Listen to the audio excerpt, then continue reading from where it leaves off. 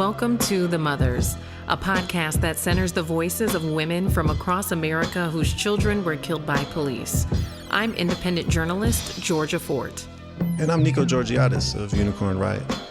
This is the last episode, season 1 of The Mothers podcast, the 10th episode. During this episode, we're going to hear from one of the more central mothers in the movement, Kim Handy-Jones. Her 29-year-old son, Cordale Handy, was killed by St. Paul police in 2017. Cordale was on the phone with Kim just moments before he was shot seven times. Cordale! Handy! Cordale! Handy! Cordale! Handy! Cordale! Handy! Cordale! According to lawsuit documents, Cordale was having a mental health crisis, and the location of Cordale's wounds indicate he was turned away from officers who alleged that he was pointing a gun at them. Here's my son's case. Mikko and Nathaniel Younce, two St. Paul officers, shot my son at the same time and executed him. His case is I have a deceased child in my hand. That's the case. That's the whole case, and that's the problem with all the cases. That our children are being killed, gunned down. They're playing the judge, the jury, and the executioner. They're not given a chance to go before a judge. They're not given a chance to have a jury hear them out. They're just executed. I was on the phone when my child was being executed. He had called me. And I could hear the gun bullets. I could hear all of them just streaming, and then finally it paused for about like maybe 30, 40 seconds, and I could hear the last bullet when it pierced my child. So I knew that Mikko and Nathaniel Younce had killed my child because I was listening. I heard the whole thing. Now let's talk about who Cordale Handy was. Cordale was a 29-year-old man, no children. When they killed Cordale Handy, they killed a generation for me. They killed and took a big piece of my other kids' hearts, my family's hearts. When they killed Cordale Handy, they killed me, and when I got back up, I am not the same Kimberly Handy-Jones. That shifted me into a whole nother world. My pain became my passion, and I refused to wallow in my pity. So after the funeral, my aunt asked me, Kim, what are you gonna do? I said, I'm kicking off these heels and I'm getting ready to put my boots on the ground.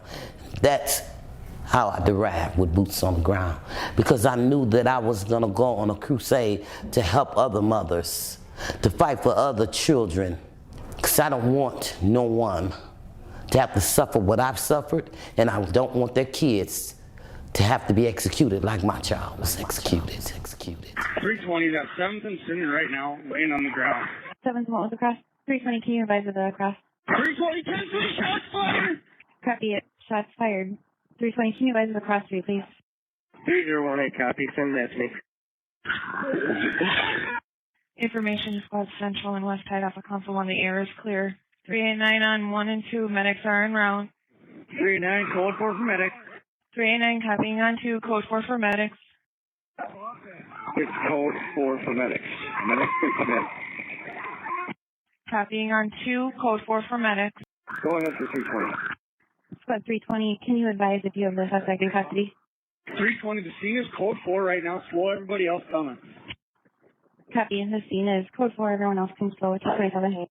And 310 Tango, copy you on channel 4 that the suspect is in custody. 910 copy. 910, did you copy? Copy, thank you. 227. 228, we're out on 3. 301, I didn't get the ears.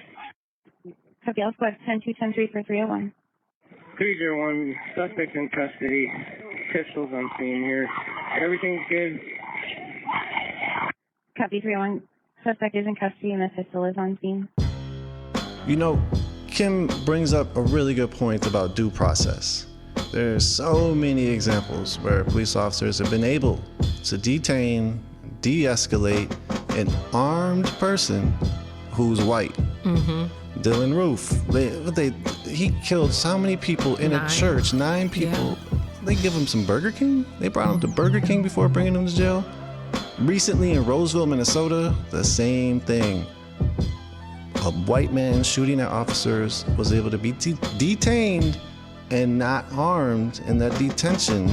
And this is a situation where we continually see. So why, in so many instances, Georgia, do police continually use fatal force when it comes to a black man?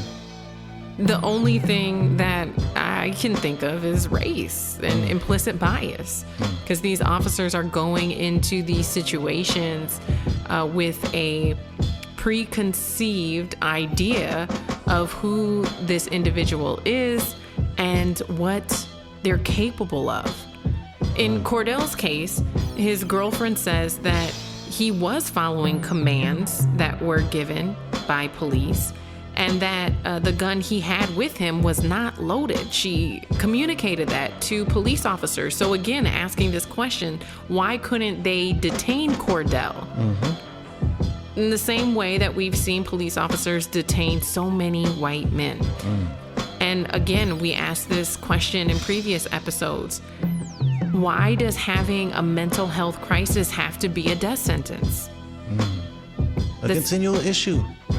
And it's the same question that Cordale's mother, Kim Handy, is asking us to think about as well. Take a listen. A child is suffering from a mental health breakdown, and the police want to be the first responders. I happen to think a lot of times when they respond, it gets instigated more, because that's the first thing a person thinks that's having a mental health crisis. Oh, they're coming to get me. They're coming to get me. And they freak out even more. They don't need someone standing in front of them that already presents a threat to them. They need someone that can talk them down. Unfortunately, the police don't have what it takes. That's what you can train them on. Train them on that. Train them on how to be empathetic, sympathetic. How not to shoot to kill. But I don't think that's a class that they could ever ace. I don't think it's one they'll ever pass, because a lot of them come out with the intentions of shooting to kill, looking to kill a black, a brown, indigenous person.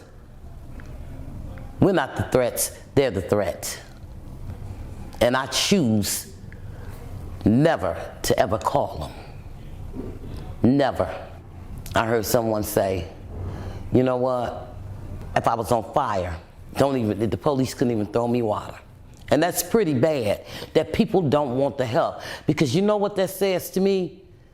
I'm gonna lose my life anyway, I might as well go on and burn. That's what it says. That speaks volumes to me. And that's about right. What's the chances of me burning up or me getting gunned down? Either way, I'm a dead man or woman. Either way. Because if the fire don't kill me, the bullet will. That's how I equated it to be.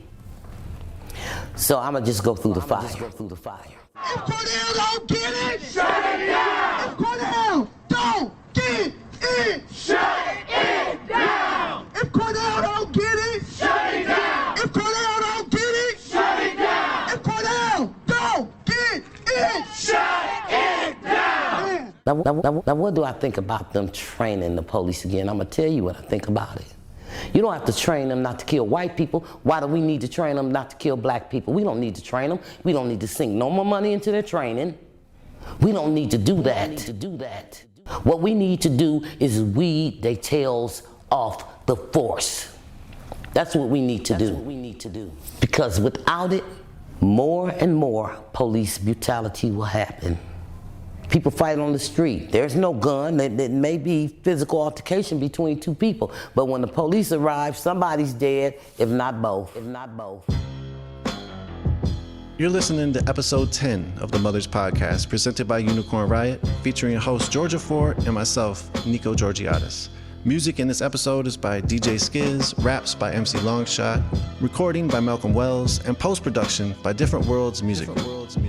Now, Nico, earlier you mentioned Kim Handy-Jones as a central figure within the community of mothers who have a child killed by police. You've known Kim, and I call her now Mama Handy, for many years. When did you first meet her? I first met her about a couple days after her son was killed. She held a vigil. She came up from Illinois and with some other family members and held a vigil outside the space where he was killed. And meeting her, you could tell her pain was so real, but yet she was powerful already. She was already speaking with a grace, and out of that pain, that first time meeting her, it was really cold. I think even King Demetrius Pendleton actually introduced me to her. He might have met her right before that, and I came on the scene and meet Kim, and I met her, and she was able to speak to us. Originally, she didn't want to speak. She's like, well, what kind of network are you from? That type of thing. So she knew automatically, I think, that some of the times media will portray the police story over the mother's story or over the victim's story. But after Cordale was killed in March, there was a lot of small actions that happened. She would come up from Illinois to join in those actions. A community started to form itself from that. We talked about Matilda Smith in one of the few episodes ago, and how Kay Smith, Jafford Smith's wife, was around as well, and some of that support in 2017 outside of a Cordale Handy protest, where we talked to Kay. And a lot of these mothers started to galvanize with each other at that time and create what we now see as multiple different sort of organizations and foundations, but also this incredible support group. Yeah. Well, and I think we consider her, you and I, a central figure because many of the interviews that we have recorded have been at her mother's banquet. Yep. And so for our project, our podcast, our documentary, she's been central because she invited us in as probably the only members of the media to come in and not just share her story or share the story of the banquet that she was putting together for mothers from all across the country, but to also carve out some time to sit down with other mothers who are attending and share their stories. I want you guys to hear from her about this banquet, what it means to her, and why she started it. Take a listen. I felt the need to reach out because I've seen so many mothers silenced by the violence.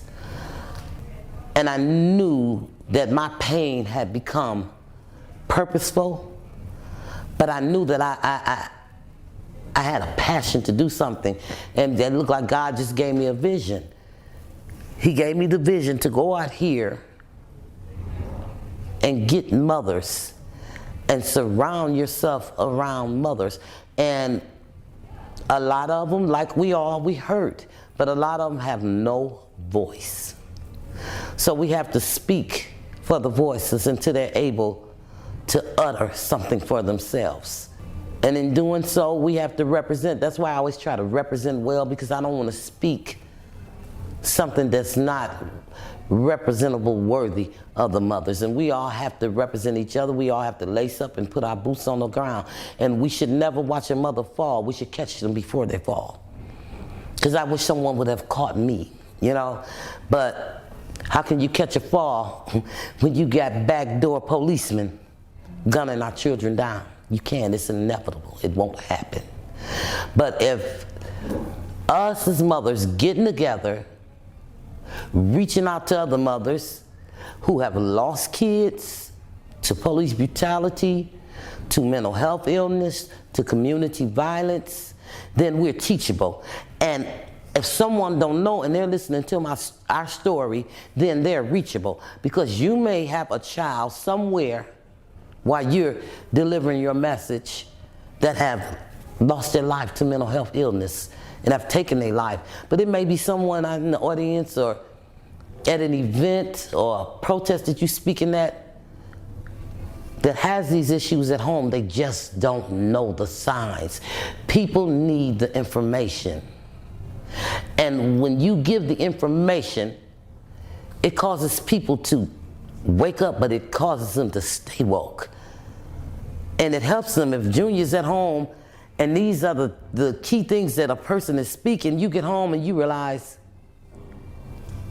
this is it. Maybe you can stop the tragedy before it happens. You know, in this life, I've realized that sometimes you gotta lose to win. I've lost, but I'm winning.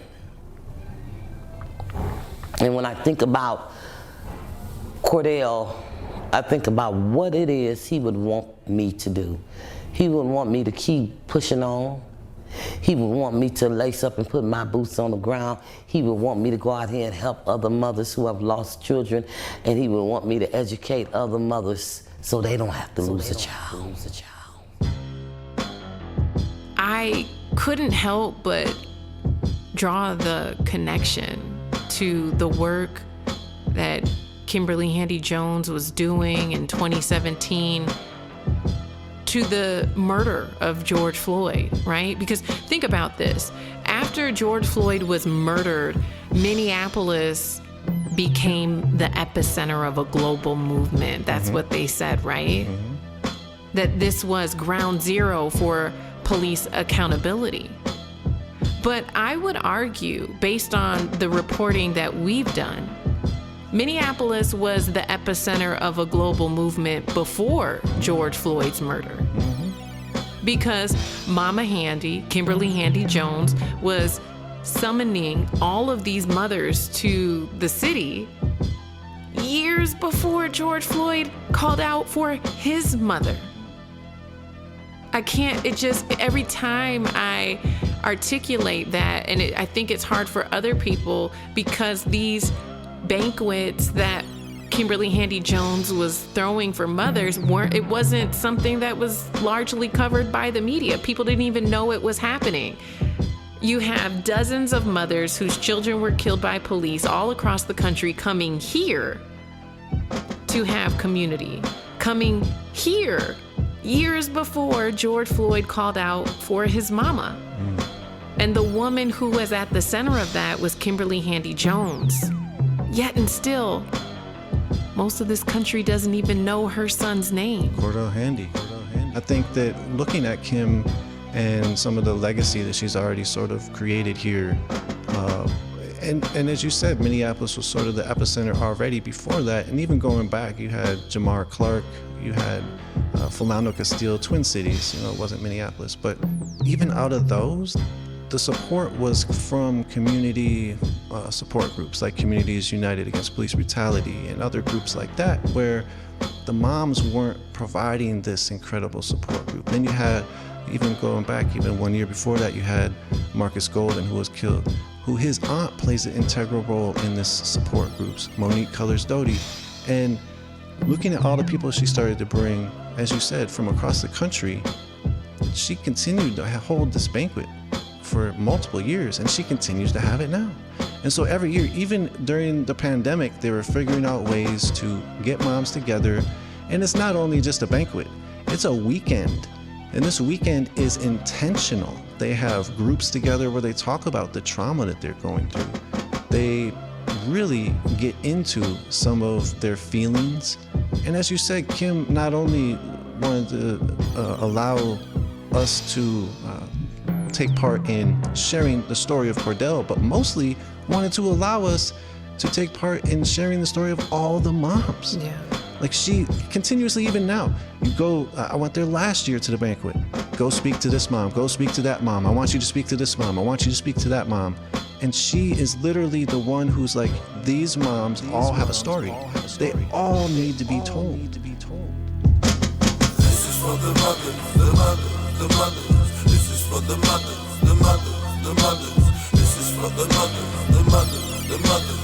This is for the mothers, the mothers, the mothers. Yeah, this is for the mothers, the ones that really love us, the ones that take care and put no one above us. This is for the mommies, the mamas, the moms, whatever that you call it, yeah. This is for her scars. This is for her tears, that snatched away years that they'll never get back, cause the system took her kids. And this is for the grannies, the aunties, the sisters, the women in our life who always there to hug and kiss you. Yeah, this is for Lisa, Kim, and Hope, and Tony and Matilda, all the mothers saying no, we ain't giving up, fighting for the souls that are gone. And if right is being quiet, they'll forever be wrong, but only in the eyes of those that don't really care. This for mothers everywhere, trying to make a change there, in the heart of black communities across the land. This is for the mothers that will always take a stand. Yeah, this is for the mothers, the mothers, the mothers. This is for the mothers, the mothers, the mothers.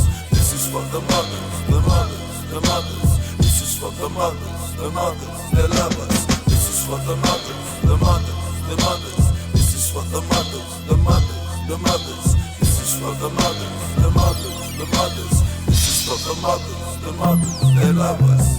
That was MC Longshot with The Mothers. The Mothers. Another banger. Thanks, MC Longshot, for that. Another exclusive, as each song in these episodes are exclusive. In addition to the banquet that Kim holds annually that features families from across the country who have lost their children or family members to police violence, her foundation within the banquet also donates headstones to the families who can't afford them. Yeah, I mean, if you could imagine losing your child, how devastating that could be. But on top of that, if you weren't prepared, I mean, and who is prepared for that? Who thinks that they're going to have to bury their own child? Most people think that their children will bury them. And so she has done a lot of work. She does a lot of fundraising and uses that money to help families purchase a headstone. In each of these banquets, how many does she hand out? It's like up to 10 now, where I think last year she gave maybe 2-3 handfuls. And during the banquet, it's literally a portion of the banquet for like maybe a half hour where she will call up names. I don't think some of the times these mothers, these family members, they don't know they're about to get called up and receive a headstone. It's very emotional. It is. And watching their reaction and then watching how, then they're able to go home that weekend after the weekend is done and actually purchase the headstone, or the headstone's already purchased. Yeah. And they get to go home and make it happen. Having a place to remember your lost loved one is very important when you lose a lost loved one. In these instances where these moms, these family members, mothers specifically in these episodes, are grieving the loss of their child, to not have a headstone, to not have an urn, to not have some kind of remembrance to go to has to be incredibly hard. And so Kim knows that. She's given to a lot of these family members that we've talked about. We brought up Monique. She gave to Monique a headstone. Matilda and Kay, we talked about them. And Jafford Smith, she got a headstone for them. So many. And again, every single year there's several, like 5 to 12 people who receive headstones from Kim Handy's banquet. So just the importance of that. As we've talked about, the importance of having the mothers come together for a weekend, stay in the same hotel, do activities together, do programming together, be intentional about how they're dealing with their trauma. It's incredibly moving. Absolutely. And, this is Kimberly Handy-Jones' way of turning her pain into power. Take a listen at what inspired her to start giving away headstones. I spoke out. And I knew then, when I began to lift my voice and I began to speak, I knew then this is the platform. And I knew that when God appointed me, He anointed me, and He would give me what I need to get the job done. And I've been boots on the ground ever since. And then I got a vision. I said, what more can I do? So I created the foundation, Cordale Q Handy and Remembrance of Me Foundation, which gives out headstones to families that cannot afford them. Because every mother and father at the end of the day needs closure. You need to be able to go to that cemetery and know where your child lay. It's hard to sleep at night when your child don't have what they need at a cemetery. It's just grass, and it gives you a sense of peace when there's a headstone.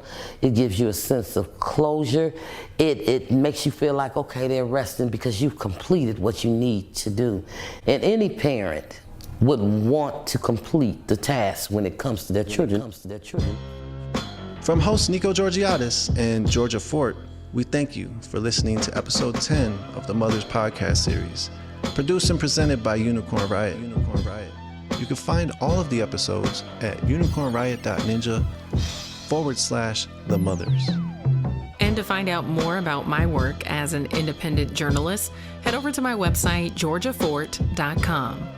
And you can follow my work, Nico Georgiadis, at Mr. Nico G on social media and nicog.work. Audio recording and engineering by Malcolm Wells.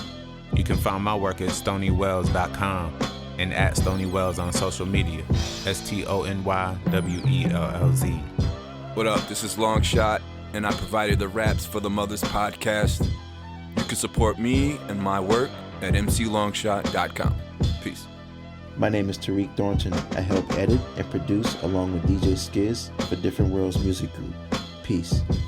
My name is DJ Skiz. I made all the beats as well as did the mixing and editing of the Mothers Podcast. You can check me out on social media at DJ Skiz, DJSKIZZ, or at DJSkizBeats.com. You could also follow Unicorn Riot across social media platforms and find our work at unicornriot.ninja. Unicorn Riot is a 501c3 educational nonprofit media organization dedicated to engaging and amplifying the stories of social and environmental struggles from the ground up. Support our work at unicornriot.ninja/donate. Part of the funding for this podcast is made possible by the voters of Minnesota through a grant from the Metropolitan Regional Arts Council, thanks to a legislative appropriation from the Arts and Cultural Heritage Fund.